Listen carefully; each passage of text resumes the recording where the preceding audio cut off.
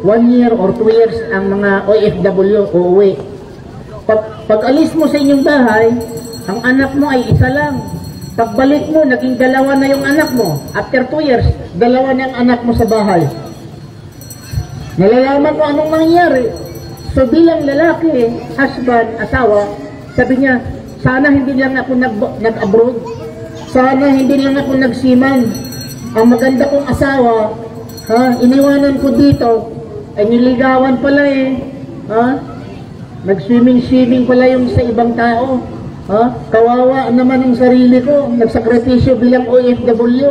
Isang misis ko dito pala sa Pilipinas, nagpasarap lamang sa ibang lalaki. Nagsisisi siya. Ang tao ay nagsisisi dahil hindi niya alam na ang tao, yung misis niya ay makagawa ng kalapastangan habang nandoon siya sa abroad. So nagsisisi ang tao. It's normal for human being magsisisi dahil hindi natin alam ang panghinaharap. Subalit ang Diyos alam niya.